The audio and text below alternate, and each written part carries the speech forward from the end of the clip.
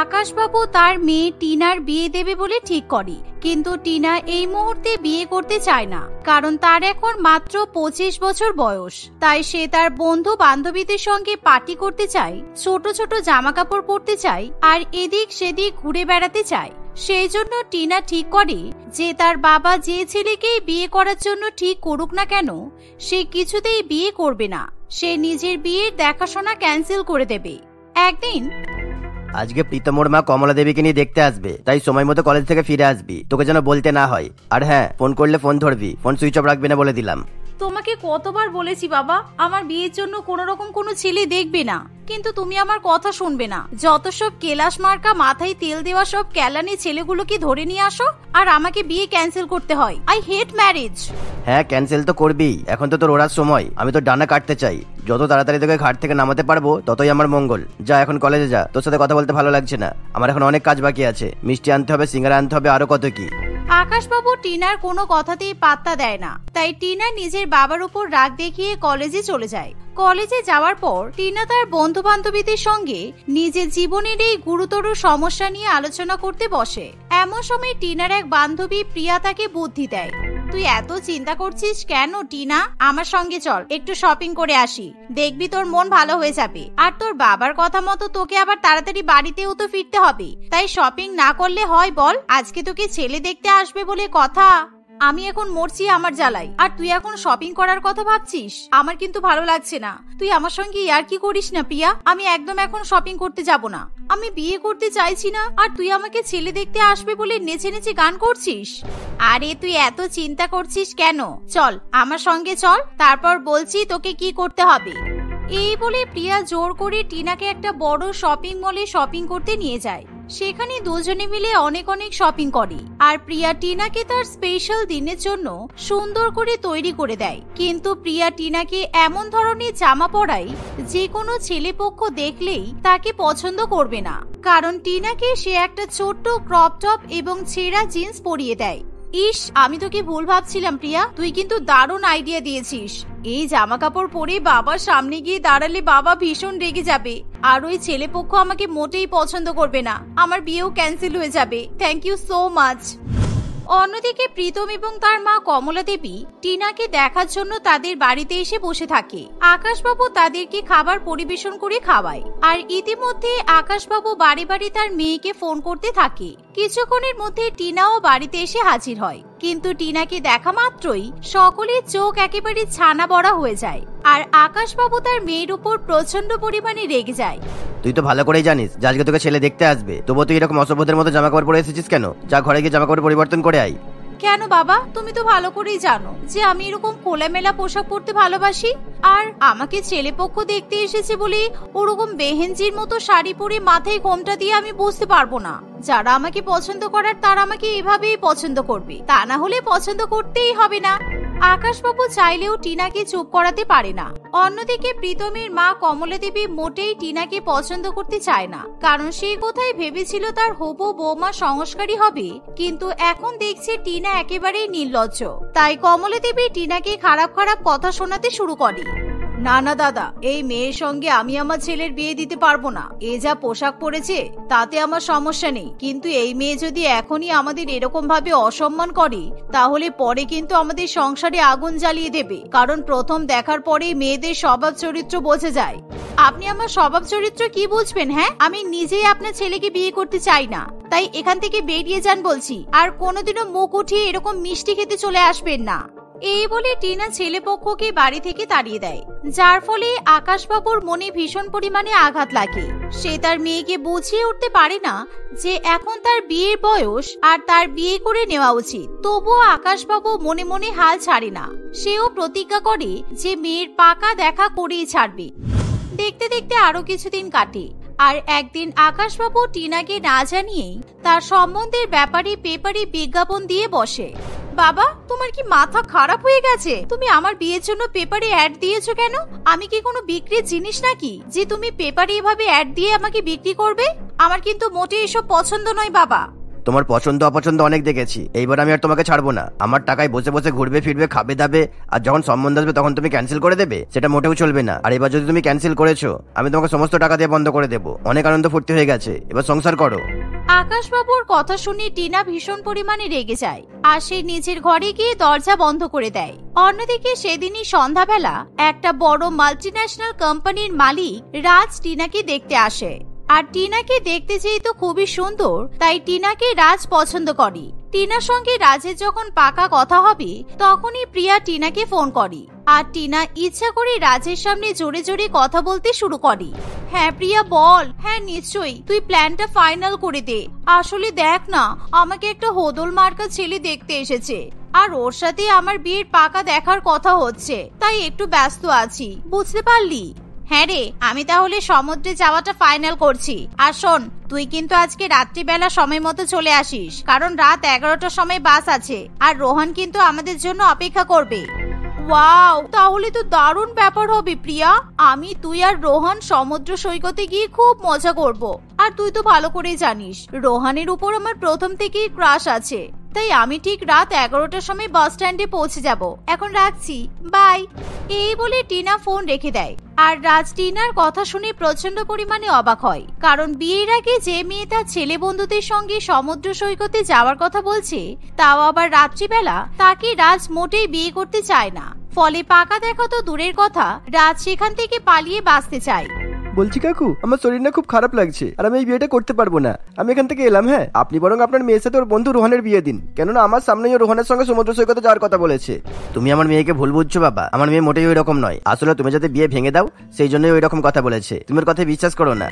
না না, আমার বাবা মিথ্যা কথা বলছে। আমি আজকে রাত্রিবেলা সত্যি সমুদ্র সৈকতে ঘুরতে যাব। আর এই দেখো, আমার ফেসবুক প্রোফাইলে দেখো, আমার বিকিনি পরা কত ফটো আছে। এগুলো দেখেই তুমি বুঝতে পারবে যে আমি সি বিচে ঘুরতে কতটা ভালোবাসি। এই বলে টিনা তার বিকিনি পরা ফটো রাজকে দেখায়। এর ফলে রাজ কিছুতে আর সেখানে বসতে চায় না। রাজ কোনো মতে সেখান থেকে পালিয়ে যায়। এর ফলে টিনা প্রচন্ড জোরে জোরে হাসতে শুরু করে, কারণ এবারও সে তার বিয়ে ভেঙে দিয়েছে। কিন্তু আকাশবাবু রেগে গিয়ে তার মেয়েকে প্রচন্ড পরিমাণে বকাবকি করে, তবে টিনার তাতে কিছুই যায় আসে না। সেদিনই রাত্রিবেলা টিনা তার বন্ধু বান্ধবীদের সঙ্গে সমুদ্র সৈকতে ঘুরতে চলে যায়। এভাবেই দেখতে দেখতে আরো কিছুদিন কাটে। আর প্রত্যেকবারই টিনার নির্লজ্জতার কারণে তার বিয়ের দেখাশোনা ভেঙে যায়। একদিন আকাশবাবু যখন টিনার জন্য আবার ছেলে দেখে, আমি এবার ইচ্ছা করে ছেলেপক্ষের সামনে সিগারেট খেতে খেতে ঢুকবো, তাহলে আমার সিগারেট খাওয়া দেখে ছেলেপক্ষ এমনিতেই অজ্ঞান হয়ে যাবে, আর এরপর জীবনেও বাবা আমার জন্য ছেলে দেখবে না। দারুণ আইডিয়া। টিনার যেমন কথা তেমনই কাজ। ছেলেপক্ষ বাড়িতে এসে বসে থাকে, আর টিনা হঠাৎ করে তাদের সামনে সিগারেট পান করতে করতে ঢোকে। তাকে দেখে সবাই প্রচন্ড পরিমাণে অবাক হয়, কিন্তু এবার টিনা বুঝতে পারে না যে তার কপালে অন্য কিছুই লেখা আছে। আপনারা হা করে কি দেখছেন? এখনকার দিনের মেয়েরা কি সিগারেট খেতে পারে না? আমি কিন্তু প্রত্যেকদিন দুটো করে সিগারেট খাই, তাই আপনাদেরকে আমার স্বভাবের ব্যাপারে বলেই দিলাম।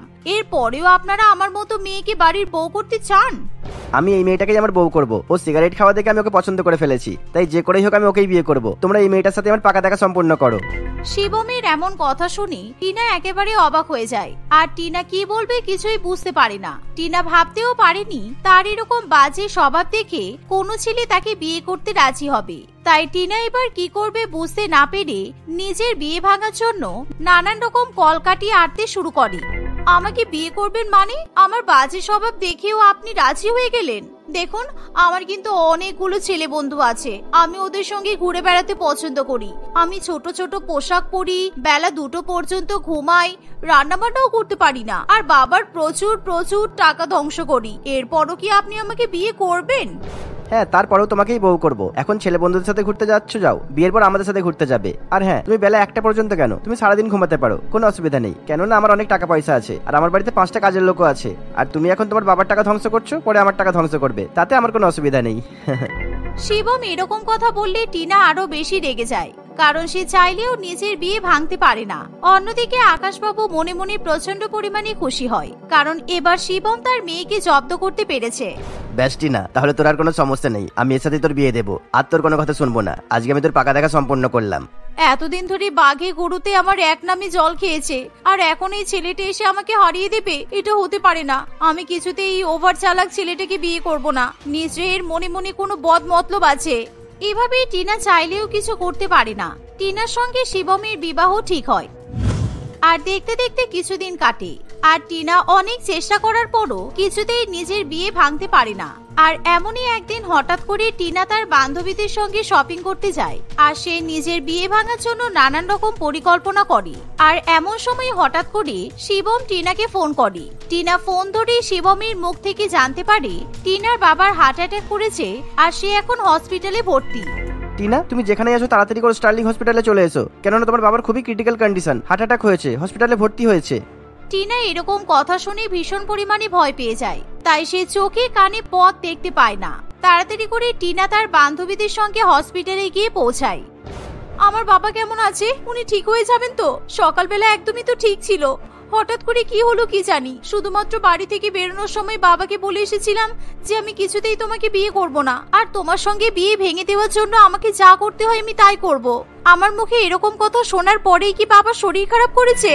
তোমার মতো অসভ্য আর নির্লজ্জ মেয়ে আমি একটাও দেখিনি। আর শোনো, আমি হলাম তোমার বাবার ছোটবেলার বন্ধুর ছেলে, আর ছোটবেলা থেকেই তোমাকে চিনি, তোমাকে পছন্দও করি, কিন্তু তুমি আমাকে চেনো না। তাই তোমার বাবা আমাকে হাত জোর করে বলেছিলেন তোমাকে বিয়ে করতে, আর তোমার সমস্ত বাজে স্বভাব মেনেও নিতে। সেই জন্যই আমি রাজি হয়েছিলাম। আর তোমার বাবা আমাকে তোমার আগের সমস্ত বিয়ের সম্বন্ধ দেখার কথাও বলেছিলেন। তোমার বাবা তোমাকে খুব ভালোবাসে টিনা, কিন্তু আমি তো দেখছি তুমি তোমার বাবাকে ভালোই বাসো না। টিনা শিবমের কথা শুনে প্রচন্ড পরিমাণে কান্নাকাটি করতে শুরু করে। সে মনে মনে বুঝতে পারে যে বাবার কথা না শুনে সে খুবই ভুল করেছে। অন্যদিকে ডাক্তারবাবু কয়েক ঘন্টার মধ্যে আকাশবাবুর অপারেশন করে তাকে সুস্থ করে তোলে। বাবা, আমাকে ক্ষমা করে দাও, আমি তোমার কথা না শুনে খুব ভুল করেছি। তুমি আমাকে অনেক ভালোবাসো আমি জানি, তাই তোমাকে আমি আর কখনো কোনো খারাপ কথা বলবো না। আর তুমি যেই ছেলেকে আমার জন্য দেখেছো আমি তাকেই বিয়ে করব, কারণ শুভম সত্যিই খুব ভালো ছেলে। আকাশবাবু তার মেয়ের কথা শুনে খুবই খুশি হয়। কিছুদিনের মধ্যেই আকাশবাবু সুস্থ হয়ে উঠলে টিনার সঙ্গে শিবমের ধুমধাম করে বিবাহ সম্পন্ন হয়। আর বিয়ের পর টিনা একেবারে নিজেকে পরিবর্তন করে ফেলে। সে সংস্কারী ঘরোয়া মেয়েদের মতো সুখে শান্তিতে সংসার করতে থাকে। মায়া তার স্বামী, শাশুড়ি মা, এক বড় জা এবং ভাসুরের সঙ্গে বাস করত। রীতা দেবী এবং তার স্বামী শহরের মাঝখানে বেশ সুন্দর করে এবং বড় একটা জায়গায় তাদের বাড়ি বানিয়েছে। রীতা দেবীর স্বামী অর্থাৎ মায়ার শ্বশুর মশাই মারা গেছে আজ থেকে প্রায় 10 বছর আগে, কিন্তু এতদিনেও রীতা দেবীর তাদের বাড়ির কোনো অংশে এক ফোঁটা ভাঙন পর্যন্ত ধরতে দেয়নি। তাদের এই গোটা বাড়িটাই তাদের কাছে ভীষণ গুরুত্বপূর্ণ এবং ভালোবাসার জিনিস ছিল। এই বাড়ির মধ্যে সব থেকে পছন্দের জায়গা হলো ছাদ। মায়ার শ্বশুর বাড়ির ছাদ এত সুন্দর এবং এত বড় যে তারা সবাই দিনের বেশ অনেকটা সময় ছাদে কাটাতে পছন্দ করে। রীতা দেবীর এখন অনেক বয়স হয়েছে, কিন্তু তবুও সে প্রত্যেক দিন বিকেল বেলা করে ছাদে গিয়ে সময় কাটাতে পছন্দ করে। আমি এত সুন্দর ছাদে এর আগে কখনো আসিনি। আমার বাড়িতেও ছাদ ছিল, কিন্তু এত প্রশস্ত আর এত সাজানো নয়। সত্যি মা, আপনি অনেক যত্ন করেছেন। যত্ন না করলে হবে? আমার স্বামীর এত পছন্দের বাড়ি, এত ভালোবেসেও বাড়িটা বানিয়েছে, এখন ওর অবর্তমানে সেই বাড়িটা দেখভাল করার দায়িত্ব তো আমারই। এই ছাদে আমরা কিন্তু একটা দোলনা লাগাতে পারি। হাতে কফির কাপ নিয়ে দোলনায় বসে বসে ছাদের হাওয়া খাওয়ার মজাই আলাদা।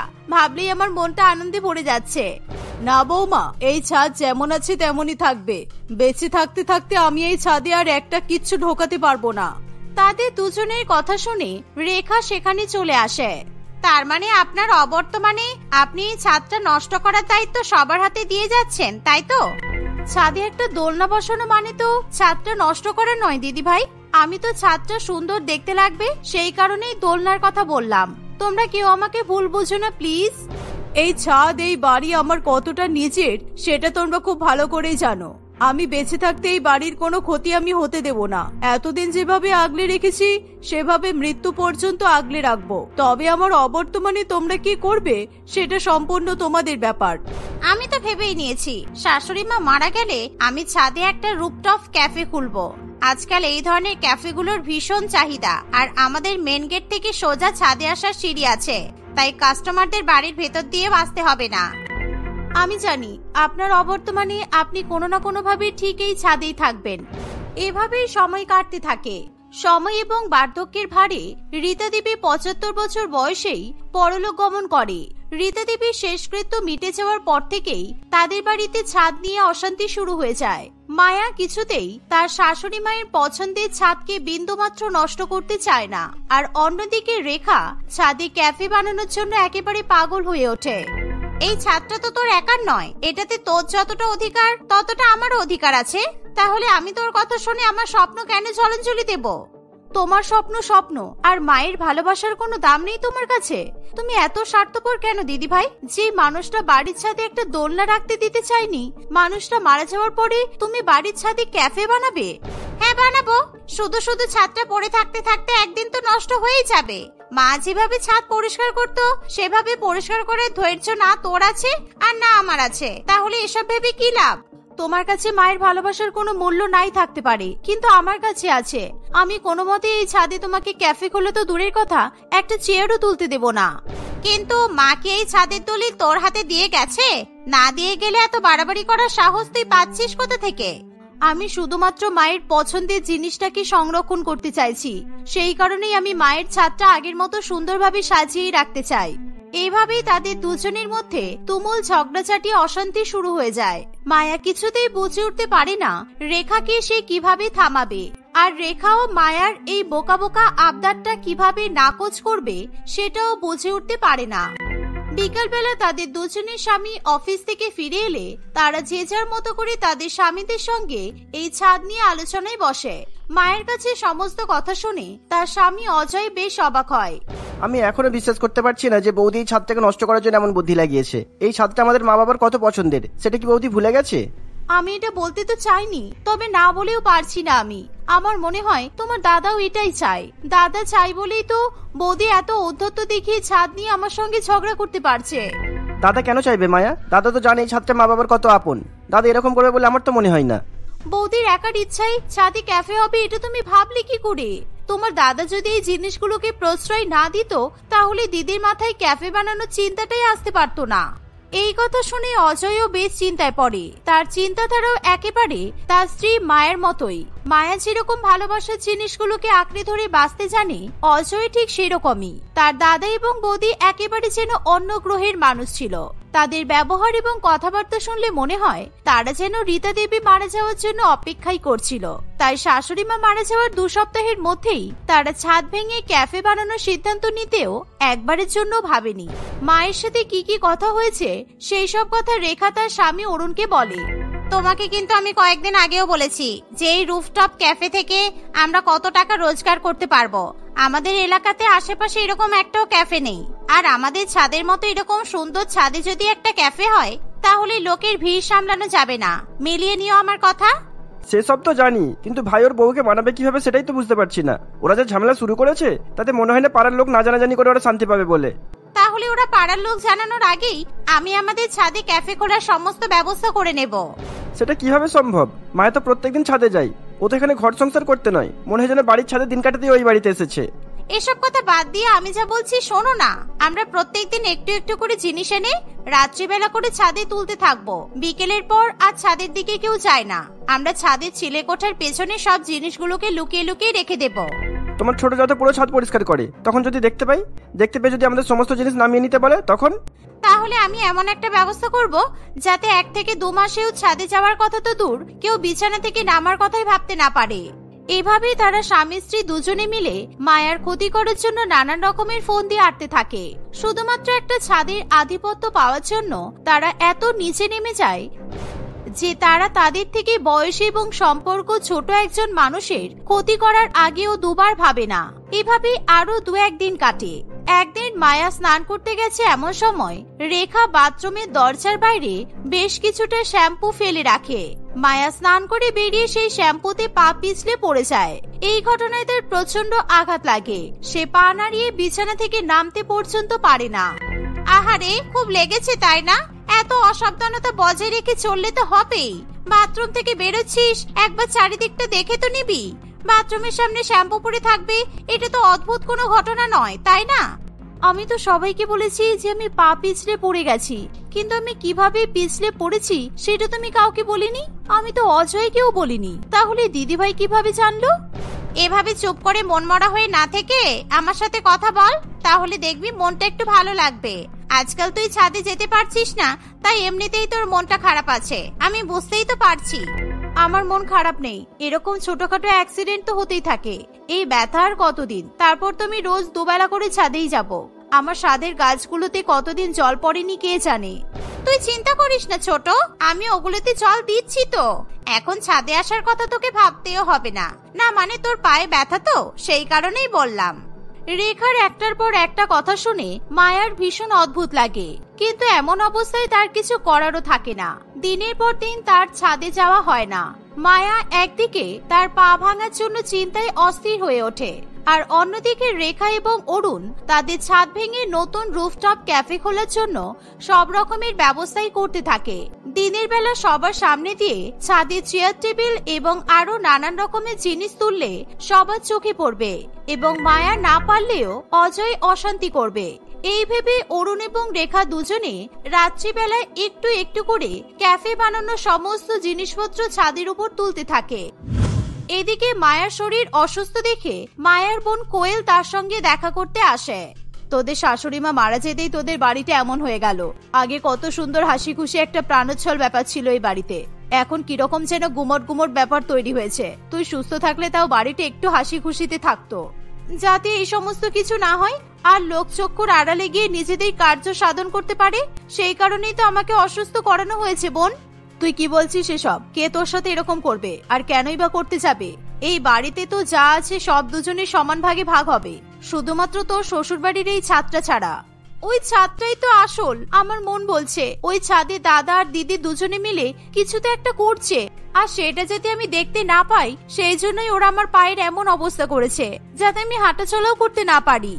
মায়া তার বোনকে সমস্ত কথা বলে। সবকিছু শুনে কোয়েলও প্রচন্ড পরিমাণে রেগে যায়। আমি এক কাজ করি, আমি না হয় তোদের ছাদে যাই, গিয়ে পুরো ব্যাপারটা দেখে আসি কি চলছে। এখন তো বোধহয় তোর ভাসুর অফিসে আর তোর যা ঘুমাচ্ছে, এটাই সুযোগ, আমি একবার দেখে আসি, ওকে? এই বলে কোয়েল ছাদে যায়। সে দেখে তার দিদির সন্দেহ একেবারে সত্যি। ওই ছাদে ক্যাফে জিনিসপত্র একেবারে ভর্তি হয়ে আছে, লাইট লাগানো হয়ে গেছে। এবার শুধুমাত্র ক্যাফে খোলার অপেক্ষা ছিল। এই সমস্ত কিছু দেখে কোয়েল নিচে এসে তার দিদিকে জানায়। মায়ের এসব কথা শুনে খুবই কষ্ট হয়, আর তার পা ব্যথার কারণে সে কিছু করতেও পারছে না। এই ভেবে সে হাউ হাউ করে কাঁদতে থাকে। তুই এভাবে কাঁদিস না দিদি, আমার মাথায় একটা দারুণ বুদ্ধি এসেছে। যেটা বলবো তুই মন দিয়ে শোন। আমি এখন বসে থাকি, তোর যা ঘুম থেকে উঠলে তবেই আমি ওদের চোখের সামনে দিয়ে বাড়ি থেকে বেরিয়ে যাব। তারপর কি করবি তুই? পুরো প্ল্যানটা বল। এরকম ভাঙাচোরা প্ল্যান আমি কিছু বুঝতে পারবো না। কোয়েল তার দিদিকে সবকিছু গুছিয়ে বলতে থাকে। কোয়েলের কথা শুনে মায়া বেশ খুশি হয়। বিকেল হতেই কোয়েল সবাইকে বিদায় জানিয়ে তার দিদির সঙ্গে দেখা করে সেখান থেকে বেরিয়ে যায়। এইভাবে আরো বেশ কিছুক্ষণ কাটে। রাত্রিবেলার দিকে সবাই ঘুমিয়ে পড়লে অরুণ এবং রেখা আবার ছাদে উঠে তাদের ক্যাফে তৈরির গোছগাছ শুরু করে দেয়। হঠাৎই ছাদের পিছন থেকে অদ্ভুত একটা শব্দ আসায় তারা দুজনেই ভীষণ চমকে ওঠে। তারা স্বামী স্ত্রী মিলে ওই শব্দটাকে অনুসরণ করতে করতে ছাদের সেই প্রান্তে যায়। সেখানে গিয়ে তারা দেখে সাদা শাড়ি পরে একজন মহিলা পাঁচিলের উপর বসে পা দোলাচ্ছে। এই ঘটনায় রেখা এবং অরুণ দুজনেই ভীষণ ভয় পেয়ে যায়। এই কে তুমি? আমাদের ছাদে এসে বসেছো কেন? কি চাই তোমার? চলে যাও বলছি এখান থেকে, না হলে কিন্তু এক্ষুনি লোক জড়ো করতে বাধ্য হব। উল্টো দিকের মহিলা খুব একটা অদ্ভুত গলায় কথা বলে ওঠে। তার গলার আওয়াজ শুনে রেখা এবং অরুণ ভীষণ পরিমাণে ভয় পেয়ে যায়। আমার ছাদ থেকে তুমি আমাকেই তাড়িয়ে দেবে বড় বৌমা? এত বড় সাহস তোমার? ছোট বৌমাকে কষ্ট দিয়ে তোমার শান্তি হয়নি, এখন ছাদটা খারাপ করে আমাকে আর আমার স্বামীকেও কষ্ট দিতে চাও? মা, আপনি? না না, মানে আসলে তোমার এই নাটক আমাকে আর দেখাবে না। আমি বরাবর এখানে থেকেছি, আর তোমার আর আমার বড় খোকার সব রকমের জোচ্চুরি আর জুলুম আমি লক্ষ্য করেছি। আমার স্বামীর তৈরি আর আমার ভালোবাসার এই ছাদে তুমি ক্যাফে খুলবে? তোমার এত বড় সাহস! কালকে যদি এই ছাদ পরিষ্কার না হয়েছে তাহলে কিন্তু তোমাদের জীবনে কি অসুবিধা হতে চলেছে তোমরা নিজেরাও জানো না। ভুল হয়ে গেছে মা, আমাদের সত্যি ভুল হয়ে গেছে। আমরা সব জিনিস আজই নামিয়ে দেবো। তুমি প্লিজ আমাদের কোনো ক্ষতি করো না।